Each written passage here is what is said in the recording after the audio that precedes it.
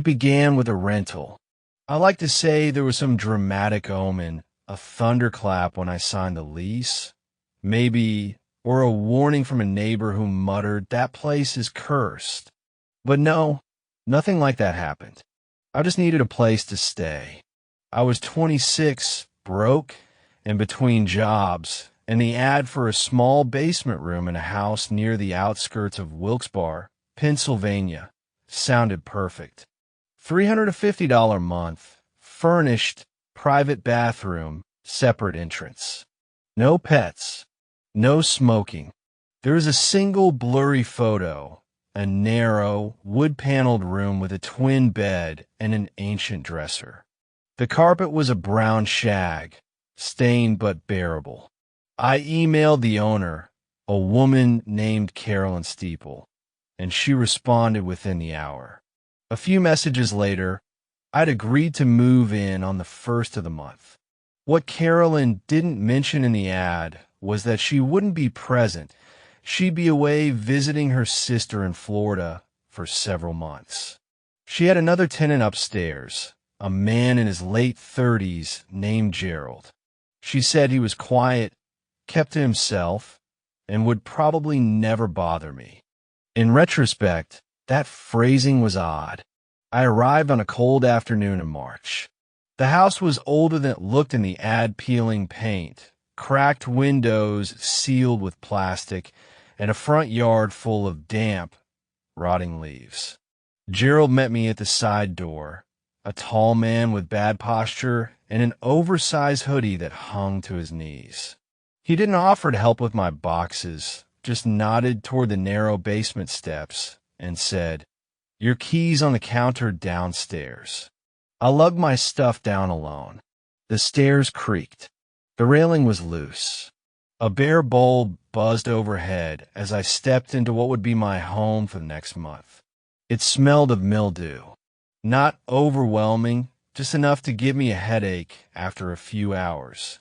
The room was as advertised, with the bed and dresser, plus a small writing desk shoved in the corner. The bathroom had no shower curtain, but I told myself I'd buy one later. There was only one thing Carolyn had neglected to mention: the bed. Not the mattress or the blanket. Those were fine. I mean the frame. It was old, heavy oak, a four-poster, so large it barely fit the room.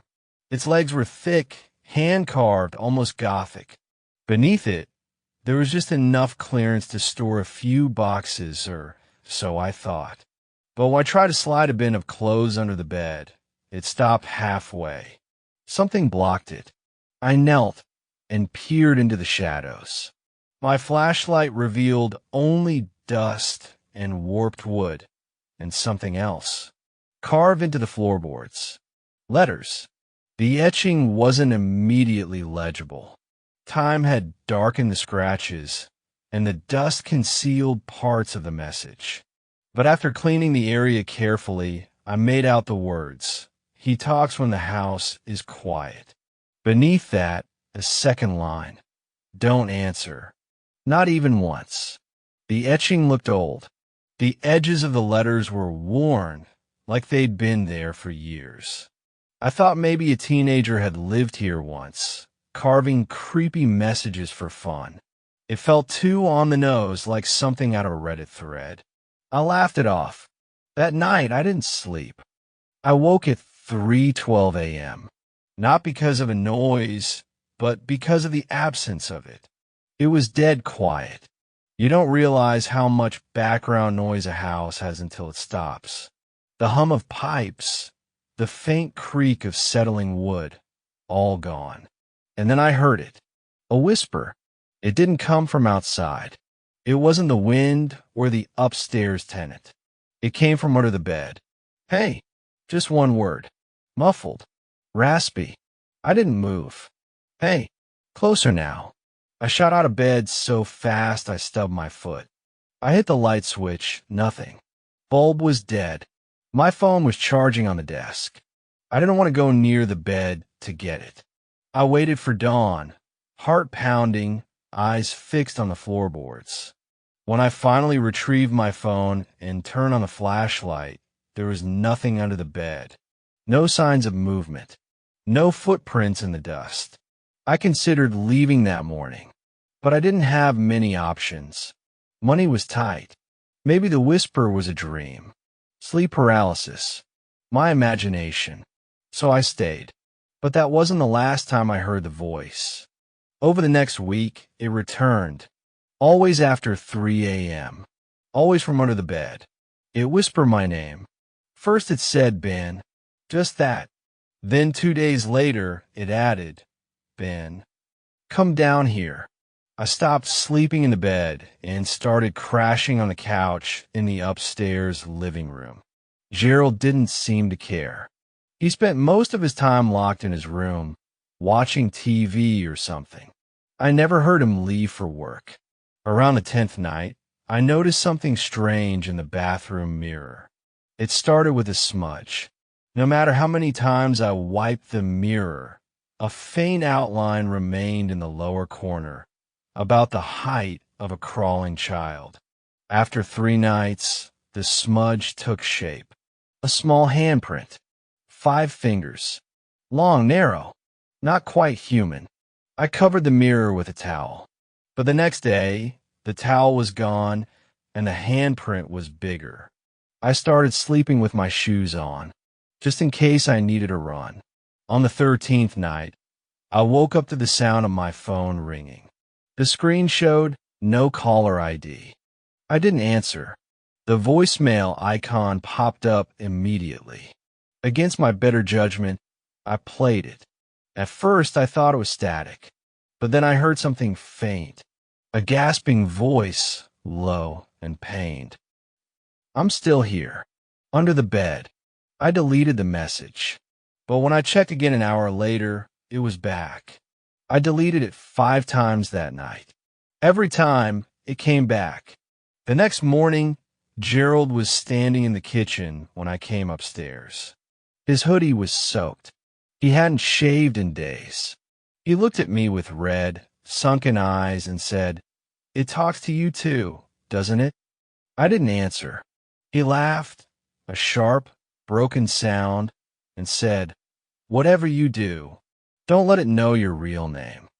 Then he went upstairs and slammed his door. I left the house that afternoon and didn't return until sundown. That was my mistake. That night, I noticed something new under the bed. The original carving was deeper, like someone had taken a knife and retraced every letter. And below the message, a new line had appeared. IT knows you now. I didn't sleep. When the whisper came again, Ben, come down here, I didn't move. But I swear I felt the mattress shift, as if someone was lying just underneath it, pressing up against my back. When I said goodbye to Amanda that night, I remember her giving me this look. Not fear exactly, but distance. Like she'd already slipped a step away from the world we both shared. I had dismissed it as exhaustion. We'd both been stretched thin, but I should have paid attention to her eyes. That look was the beginning of something, and I didn't know yet how far it would reach. Amanda stopped sleeping, not in the "I'm having trouble falling asleep" way. I mean, she stopped sleeping. Entire nights passed, and I'd wake up to find her still sitting on the edge of the bed, staring toward the closet door, or worse, facing the wall, her back to me, rigid as stone. Sometimes I talked to her, ask if she was okay. She'd say nothing. Just breathe, slow, shallow, unnatural. I started recording her on my phone at night. The videos never showed much, just her sitting there, unmoving. But at one point, around 3:12 a.m. each night, her head would tilt sharply to the side, almost like she was listening to something or someone.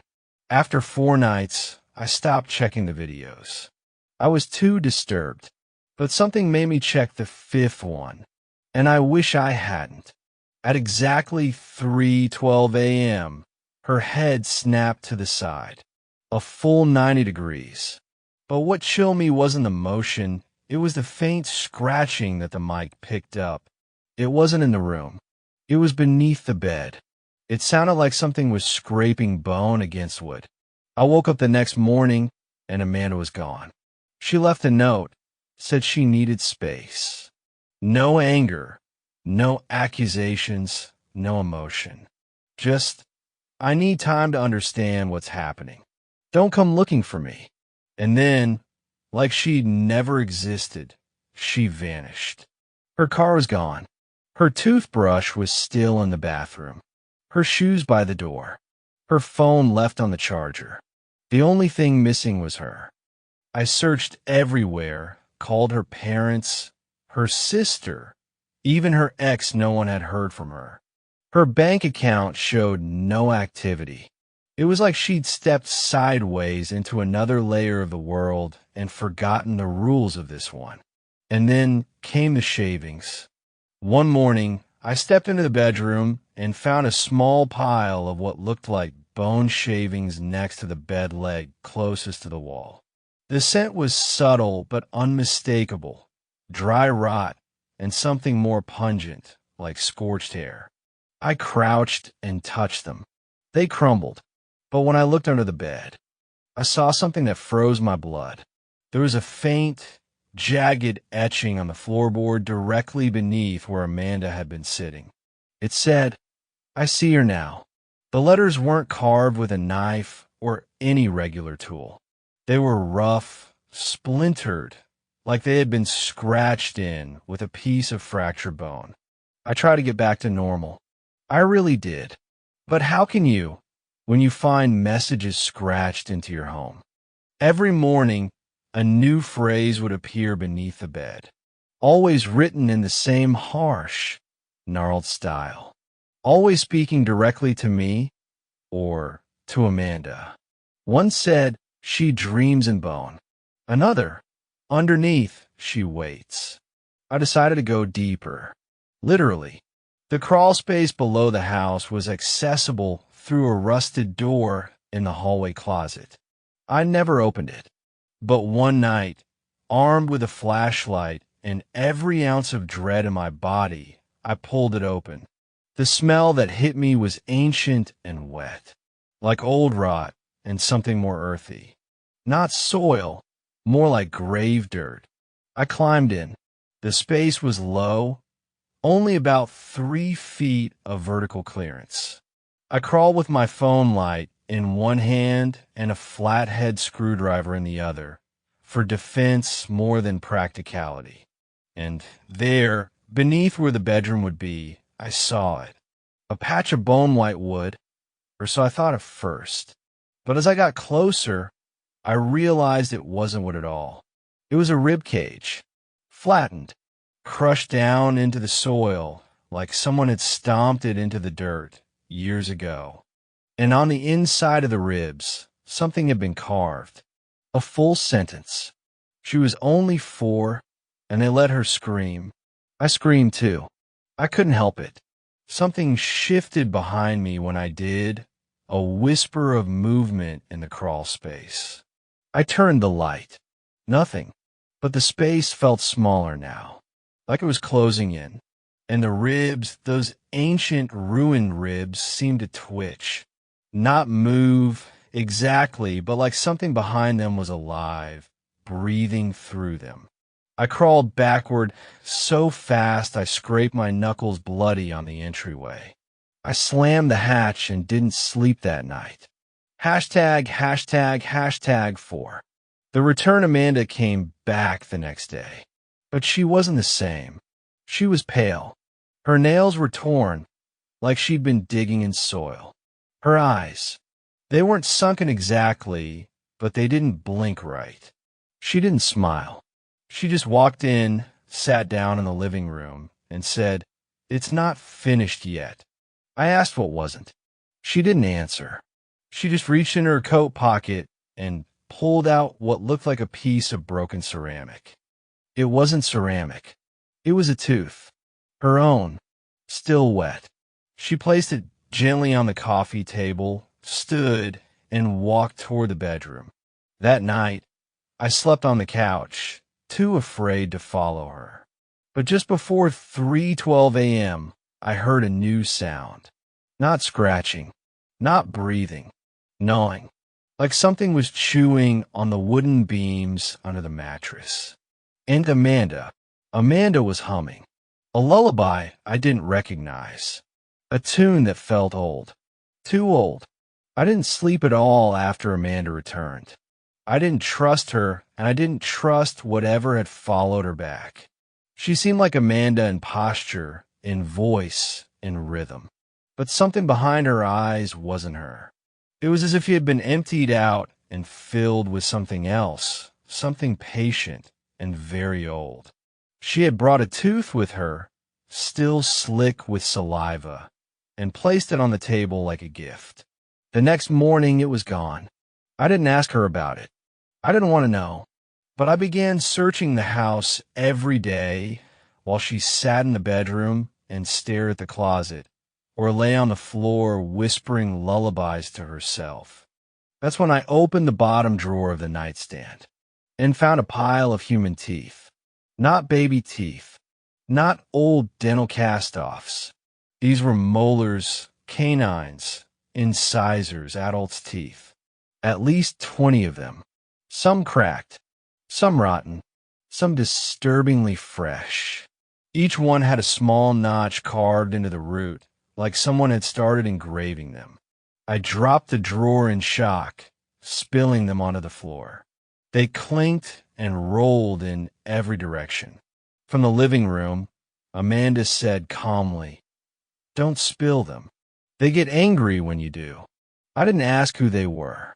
I already knew I wouldn't like the answer. On the third night after Amanda's return, the house began making new noises. Not the usual creaks and groans. These were soft, wet sounds like flesh sliding against plaster. And always from the closet, the one beside our bed, the one Amanda had been staring at in the weeks before she vanished. I started keeping the closet door closed at all times. But no matter how tightly I latched it, I'd wake up and find it open just a few inches, just enough to see the hanging coats inside. Only, we didn't have coats in there anymore. We had taken them out after the scratching started. What hung inside now were not coats. They were draped skins, sallow, sun-dried, some with jawlines, one with tiny hands still attached. Amanda wouldn't acknowledge them. I showed her, dragged her to the closet, opened the door wide, held the light up to their thin, almost translucent hide. She stared inside and said flatly, "They're just waiting their turn." I returned to the crawl space. I don't know what drove me to do it. Maybe desperation, maybe stupidity, but I needed to know what was underneath this house. The ribcage I'd seen before was gone. In its place, a small, child-sized skull nestled in the dirt. It had been placed there recently, freshly buried, the soil darker and damp around it. Its eye sockets faced the floorboards above. Someone had turned the head downward, like shaming it. Etched into the skull's dome was a new message. She saw it too. She tried to tell. It made her quiet. I vomited in the crawl space. The air was damp and sour. I felt things moving in the dirt beneath me, small tremors like insects or twitching worms. On my way back out, I heard a whisper right next to my ear. "She told me to show you your part." I scrambled out, scraped my arms and knees, bolted the hatch shut with 3 padlocks I bought the next day. Amanda hadn't spoken to me for 2 full days. Then one morning, I found her sitting at the dining table, her fingers bloodied, and a pencil clutched so tightly her knuckles were nearly translucent. She had drawn something on a napkin. No, etched something. Pressed it in with such force that it had torn through 4 layers. It was me, lying on the bed. My eyes were blacked out. Above me, hanging from the ceiling, were 3 figures. Not people. They looked like skeletal infants, their arms distended, their mouths too wide. Their faces had no eyes, only teeth. Teeth where the eyes should be, smiling from empty sockets. In the corner of a napkin, Amanda had scrawled, "They're above you when you dream. Don't open your mouth. They'll crawl inside." Everything came to a head on the 7th night after Amanda returned. I had started sleeping in the guest room, but I awoke at exactly 3:12 a.m. to the sound of wooden boards groaning under weight, like someone pacing above me, even though our house was one floor. Then, clear as day, I heard it. A voice, just outside the room. Not Amanda's, not a man's, a child's, calling Daddy. Then, I wrote my name in the bones. "Come see." The door creaked open an inch, just enough to let in the dark. I didn't move. I couldn't. My limbs were frozen. A minute passed, then 2. I forced myself to stand, turn on the bedside light, and open the door wide. No one there, but down the hallway, leading toward the master bedroom, I saw a trail of teeth. Small, milky white, children's teeth. They led all the way to the closet. The next morning, Amanda was gone again. But this time, she didn't leave a note. Instead, she left a jar on the bed. It was sealed tight, cloudy with condensation. Inside, a tongue curled in gray, and wrapped around it, pressed flat against the inside glass, was another message, scratched with something sharp into the inside wall of the jar. "She's beneath you. You're the bed now." The house has started to smell like old blood. It's not always noticeable. Some mornings it's gone completely, like it's sunk back into the walls, hiding. Other days, I wake up gagging on the coppery thickness of it. It clings to my tongue. It coats the air. Amanda is still missing. It's been 4 days since she left the jar with the tongue. But now, the house breathes differently. It's almost like it's waiting. And so am I. I had to know. I hadn't slept in our bedroom since Amanda vanished again. But something about the way the air moved in that room, how the bed seemed to give off heat like a slow exhale, I couldn't ignore it anymore. So I went in with a utility knife, pulled the mattress off the frame, cut open the seams, and the smell hit me. Rancid, sweet, sour rot mixed with rusted iron.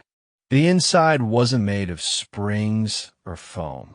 It was filled with hair, human hair, tangled, oily clumps, braided strands, scalp still clinging to some of it, and buried deep inside, folded like a fetus, was something worse. A tiny skeletal figure. It had no head, but it was holding one, a skull the size of a grapefruit, child size, jaw wired shut with twine, eyes scratched out, and carved into the forehead was the same recurring message. She heard them through the floor. So they made her part of it. I ran to the bathroom and vomited until my throat bled.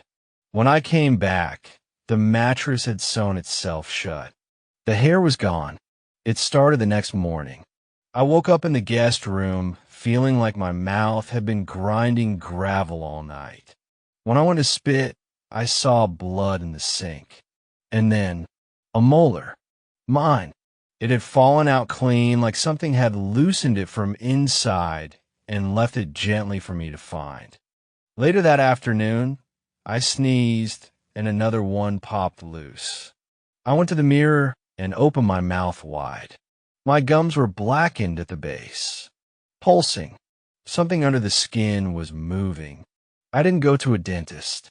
What was I going to say? That I was losing my teeth because the house was breathing on me at night? No, I taped my mouth shut that night. And still, I woke up with another tooth on the pillow beside me. They weren't falling out. They were being taken. I heard it last night. The click of the latch. I wasn't in the bedroom. I was in the hallway, standing completely still, afraid to breathe. The house was dead silent, and then the sound came. The door to the bedroom closet opening slowly. So slowly it didn't creak. It didn't moan. It just slid open. I walked into the bedroom and saw it ajar again, maybe 5 inches wide. Light from the hallway spilled in. Something inside breathed out a fog of white condensation, like an exhale from something that shouldn't breathe. I inched closer. There was a noise inside. Not a whisper this time. Not scratching. But laughter. Not from child. From dozens of them. Giggling, high-pitched, echoing like they were playing a game in a dark, endless cavern. One of the coats on the hanger began to sway gently, except it wasn't a coat. It was a long, tattered child's burial gown, the kind used in the 1800s, still stained at the hem, still wet.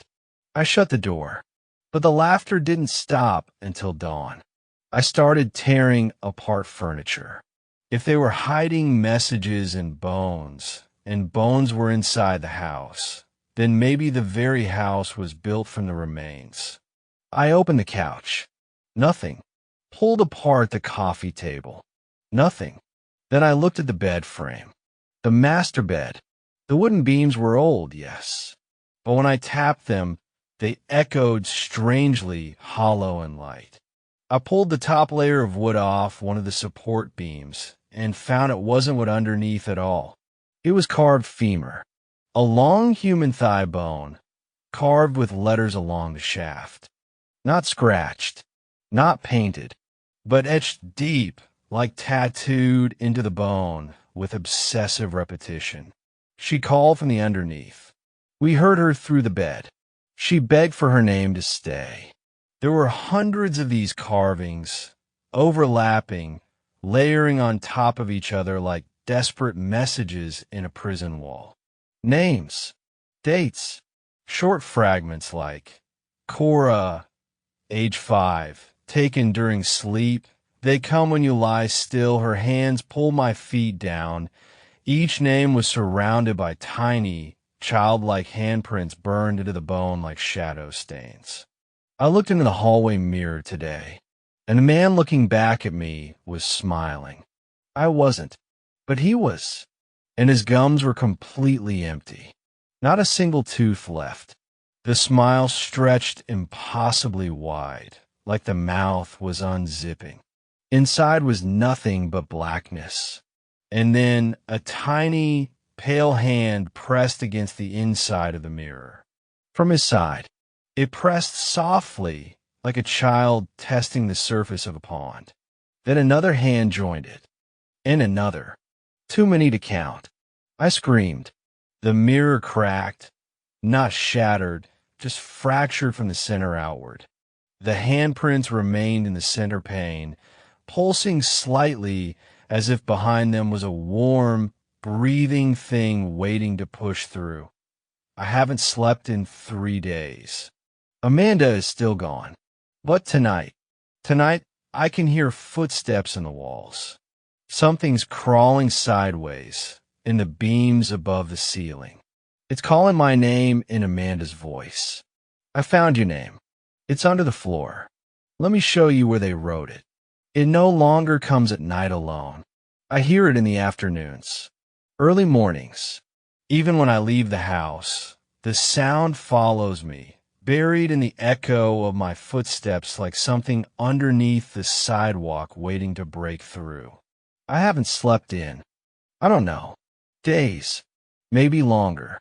The mirror still shows my face, but it's wrong. My eyes move too slow in the reflection. My jaw hangs too low, and when I blink, it lags. Like the reflection is learning how to be me. The house is wearing me. I went back to the bedroom. I hadn't set foot inside since the bone bed discovery, but I kept dreaming about it. Dreams where Amanda was trapped beneath it, mouth stitched shut, holding her hands up through the floorboards trying to sign something. So I forced myself in. There was no longer a mattress. just the bed frame, bones and all, stripped bare and humming with a quiet pressure. I got on my knees and looked beneath it, expecting to find nothing. Instead, I found a hatch, a small square door built into the floor. I didn't remember ever seeing it before, and it didn't look old, just wrong. The hinges weren't metal. They were jointed bones, knuckle bones still connected with sinew. I pulled on the small leather strap and lifted the hatch. There was no ladder, just a vertical drop into blackness. I don't know why. I can't explain it. But I dropped a flashlight in, and it landed on something soft about 10 feet below. I heard it roll, then stop. The darkness beneath felt thick, like falling into old breath. I lower myself and carefully, feet first, gripping the edges until I could let go. While I landed, it felt like skin. Not dirt, not wood, just flesh. The ground was soft and pulsing, covered in what looked like old sheets. But when I reached down to steady myself, my hand sank into something warm and fibrous. Veins. I was standing inside something alive, and on the far wall, illuminated by the flashlight's roll, were the bones. So many bones, but they weren't just piled. They were arranged, standing. Tiny child-sized skeletons mounted vertically like dolls in a display case, arms pressed at their sides, heads tilted, and each one had a message carved into the skull. Some were single names. Some were entire prayers. Some were just screams etched in crooked, uneven lettering. And one had Amanda's handwriting. I recognized her handwriting immediately. She used to write lists in perfect all caps. Her RS were always a little too square. And here it was scratched onto a tiny pelvic bone, hung like a charm on a string of vertebrae from a ceiling hook. It said, "They told me where I'd go if I called your name again." I did it anyway. Below there was a warning. Don't speak at night. Don't say your name near mirrors. And don't ever follow the knocking under the bed. I turned and ran. And just as I reached the hatch to climb back up, I heard it, the knocking. A gentle rap, rap, rap, like knuckles on hardwood, followed by something worse, a giggle. Then, you're not him, but you wear him well. I sealed the hatch. I nailed it shut, taped it, dragged a dresser over it, and braced it with books. I was done, but the house wasn't. That night, I heard movement in the hallway, not steps, dragging. I opened the door to the hall and saw a painting that hadn't been there before. It was a family portrait, painted in thick oils, the faces smeared and half obscured by brush strokes like wet tissue. It was my living room, my furniture, but the people in it weren't right. There was me, sort of, my shape, my face, maybe, but something about the expression was too eager, the smile too tight. Amanda was beside me, but her face had no eyes, just two smooth patches of skin, as if they'd been painted over hastily. And sitting on the floor between us were 3 small children. I don't have children. They were pale, mouths stitched closed with thread, each holding a small object. One had a tooth. One had a tongue. One had a mirror shard. Underneath the portrait was a brass plate. It read, "Family, as remembered by the house." I turned to run, but behind me, in the living room, was the same painting now hanging on my actual wall. I hadn't put it there. My landline rang. I didn't remember having a landline. I picked it up. There was no voice, just a long exhale like wind through a tunnel.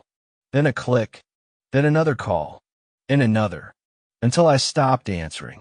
They came every 6 minutes. I unplugged the phone. The ringing didn't stop. It kept going, a dull electric bell through an unpowered line. Until finally, when I answered one more time, I heard Amanda's voice. It doesn't stop, love. It never stops. Just let them take your name. They already took your teeth. Just let them write it down. Then it's easier. She sounded resigned, like she'd been somewhere else for years. I tried to ask where she was, but she whispered, "They're underneath the names now, and they're getting closer." Then she screamed, and the line went dead. This isn't a haunting. It's a feeding. The house was built on something ancient, something that writes with people. It takes your name, your voice, your shape. It hides what it needs under the bed, your bones, your memories, your teeth. And it replaces you one whisper at a time. Amanda is gone because she tried to stop it. She found the original journal, the architect's notes. It wasn't supposed to be a house. It was a containment structure, a seal. The bones in the bed weren't murder trophies. They were locks. Every time someone sleeps in the room, the lock weakens. The seal erodes. And then the names come calling. It wants me next. But I won't go quietly. I've nailed every mirror shut, ripped up the floorboards, burned the portrait. But every night, the knocking returns. And every morning, another piece of me is missing. I'm afraid to sleep because I think the next time I wake up, I won't be the one doing the breathing. I'm not sure what day it is anymore. The sun rose 2 days ago and never came back. Or maybe it did and I didn't notice. The house has a way of swallowing time now, of folding it in like skin over bone.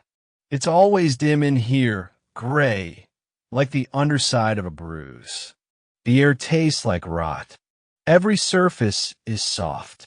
My reflection in the hallway mirror no longer mimics me.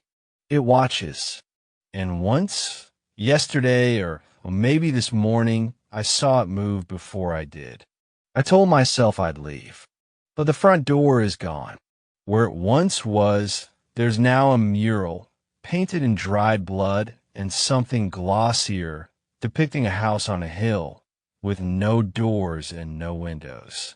Just blank walls and dozens of shadowy people inside, all staring out through you. And above them, scrawled in the arch of the sky, shelter for those who forgot their names. I used to hear the knocking only under the bed. Then it came from behind the walls. Now it's inside the house. Inside me. Every few hours, something taps the back of my teeth. My molars vibrate. My tongue tastes static. And if I sit very still, I can hear a voice humming beneath my own thoughts. It says only one thing. Let us carve your name, and you'll finally rest.